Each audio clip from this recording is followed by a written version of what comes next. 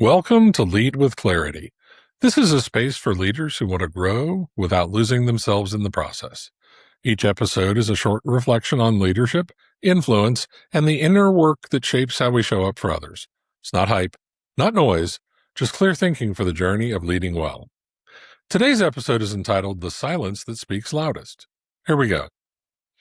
There's a moment every leader has lived through, even if they didn't recognize it at the time. You ask someone how things are going, and the answer comes back fine, but something about the pause before it lands wrong. You move on. Weeks later, you find out things were not fine at all. Peter Drucker put words to that moment better than almost anyone. He said the most important thing in communication is hearing what isn't said. Think about how much leadership training focuses on the opposite skill: how to phrase a question, how to structure a message, how to persuade, clarify, present. All of that matters. But it trains you to manage your own words, not to read someone else's silence. Here's where most leaders misread the situation. They assume that if something important were wrong, someone would say so. That assumption feels reasonable. It is also almost always false. People rarely announce a problem directly, especially to someone with authority over their job, their budget, or their next promotion. Instead, the problem shows up sideways, in a shorter answer than usual, in a subject that keeps getting mentioned and then dropped, in enthusiasm that used to be there and now is not. I think of a leader I worked with years ago who ran a tight, well-run team. Every meeting looked healthy on paper. Attendance was good. Updates were on time.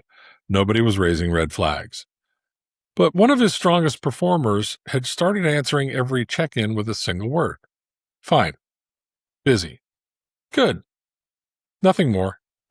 He noticed it, mentioned it to me almost in passing, and then let it go because there was no obvious fire to put out. 6 weeks later, that person resigned. In the exit conversation, it turns out the signs had been there the whole time, just never spoken out loud. The words had been fine.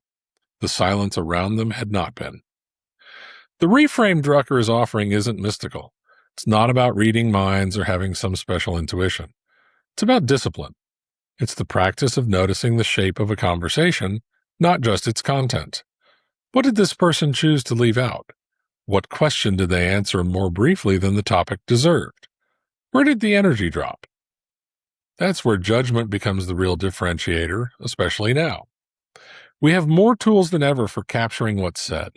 Transcripts, summaries, sentiment analysis, all of it captures the words. None of it captures the meaningful gap between what someone said and what they chose not to say. That gap has always required a human being paying close attention, and it still does. If anything, the more efficient our tools get at recording conversations, the easier it becomes to mistake a complete transcript for a complete picture. A perfect record of the words is not the same thing as understanding what was communicated. This isn't a skill reserved for formal one-on-ones either. It shows up in hallway conversations, in the way someone answers in a group setting versus one-on-one, and in what gets left off a status update that used to include it every week. The leaders who catch problems early aren't smarter than everyone else in the room. They've simply built the habit of noticing absence as carefully as they notice presence. The carry forward here is simple, even if it isn't easy. In your next few conversations, pay attention not just to the answer, but to the shape of it. Notice the pause. Notice the topic that never quite gets raised. Notice the shorter than usual response to a question that usually gets a longer one. Treat that as information, not as nothing. Leaders who develop this habit are not more suspicious of people. They're more attentive to them. They catch what's coming before it becomes a crisis, and they build trust with people who sense correctly that they are actually being heard. The most important thing in communication is hearing what isn't said. It was true when Drucker said it, and it's true in every conversation that you'll have this week.